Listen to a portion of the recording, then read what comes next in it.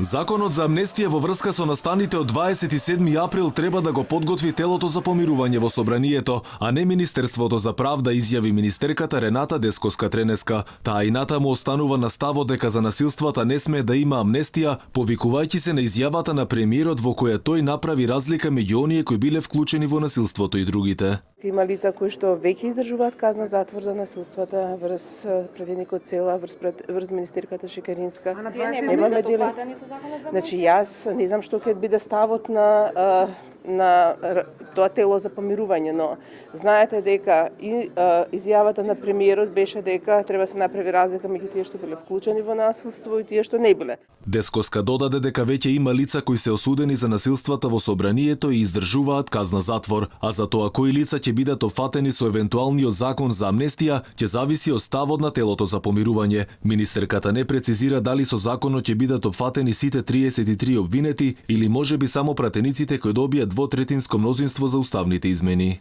Кога се прави закон за амнестија, се прави врз основа на конкретни членови, дека се амнестираат лица по тој член на кривичниот законник. Така што јас не знам коим се обвиненијата, дали има за учество во толпа што извршила насилство, дали има за конкретно насилство, дали има за организација и слично, така што тоа потикнување, значи различни дела се во законот за амнестија треба да се дефинира точно кои кривични дела врз основа на кривичниот законник би ги опфатило. Според Десковска, ако се донесе закон за амнестија, тоа немало да биде удар врз судството. Инаку до средината на декември се очекува да биде готов овој предлог закон. Како што веќе изјавија така наречените независни пратеници од ВМРО ДПМН, новото законско решение кое треба да произлезе од работата на координативното тело за помирување било во фаза на подготовка. Најголемата опозицијска партија ВМРО ДПМН е против селективна правда и нивниот предлог закон е амнестирање на сите осудени и обвинети за собраниските случувања од 27 април.